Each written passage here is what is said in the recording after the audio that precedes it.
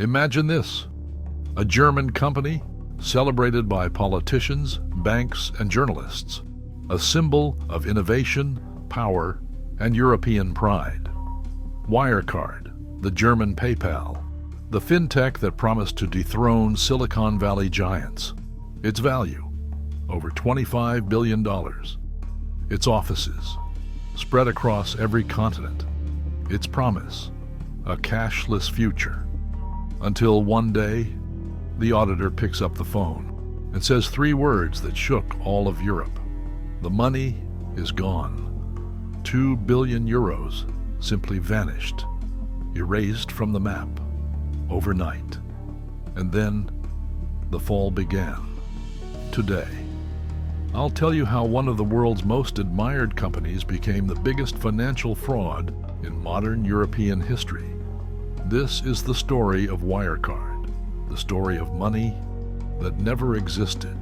The rise of the phenomenon. Year 1999. Germany is in the middle of the tech boom. Young people dream of building the next big startup. In Munich, a small group of programmers launches a company to process digital payments. It's called Wirecard AG. Nothing spectacular at first, just a tool to move money in the new internet age. But behind those gray offices was a man with a plan. Markus Braun. Black suit, calm stare, PhD in computer science, soft-spoken, almost like a genius. And above all, he knew how to sell dreams. Under his leadership, Wirecard turned into a tech promise.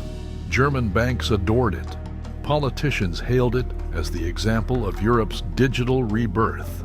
In 2018, the company joined the DAX 30, the club of Germany's 30 most powerful companies. Wirecard replaced Commerzbank, one of the nation's oldest banks, a symbol of modernity replacing the old guard. Germany applauded. The press called it the Fintech miracle. The chancellor smiled. Investors celebrated. But beneath the surface, something already smelled wrong. The shadows behind success. As Wirecard grew, its numbers looked too good to be true. Huge profits, mysterious clients, and accounting so complex, even auditors didn't know where to begin. In 2015, the Financial Times received a tip. An anonymous source warned them, something doesn't add up at Wirecard. Journalist Dan McCrum began to investigate. What he found was a maze of subsidiaries, bank accounts in tax havens, and partners impossible to trace. When the first articles were published, Wirecard struck back. Furiously, they sued the newspaper, accused the journalists of market manipulation, and the German government took the company's side.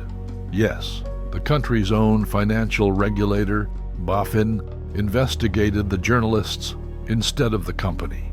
It was as if no one wanted to see what was right in front of their eyes. Meanwhile, Wirecard's balance sheets showed billions deposited in the Philippines and Singapore.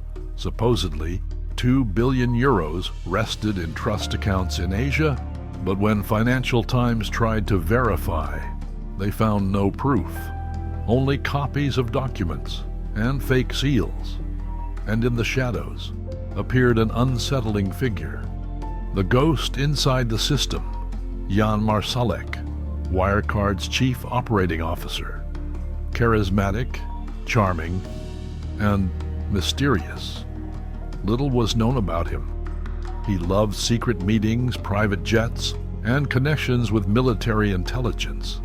Later documents revealed that he traveled to conflict zones, kept ties with private contractors, and even bragged about having access to classified information. Some saw him as a spy, others as a master manipulator.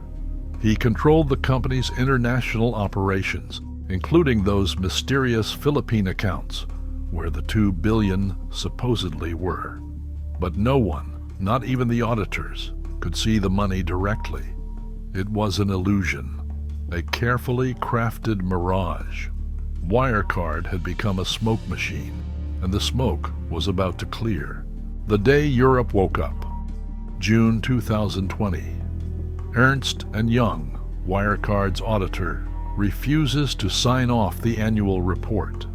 The auditors call the banks in the Philippines to confirm the existence of the funds. The answer leaves them frozen.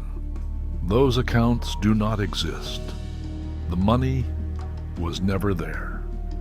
Markus Braun tries to buy time, but it's too late. Wirecard collapses. Shares plunge 98%. Investors lose billions, and the German government panics. It's revealed that BaFin, the regulator, ignored multiple warnings and protected the company for years. Markus Braun is arrested, but the key man, Marsalek, had already vanished. The man who disappeared with everything. No one knows how he did it, but within hours, Jan Marsalek disappeared from the map. His last known trace, a private flight to the Philippines. But the records were fake. Interpol issued a red alert. European intelligence agencies searched for him in Dubai, Russia, Asia. Then came the rumors. Marsalek might be under protection of the FSB, Russia's intelligence service. Some reports claim he lives under a new identity, hidden in Moscow. Others believe he changed his face, his name, and his country. To this day, no one has found him. The legacy of the fraud.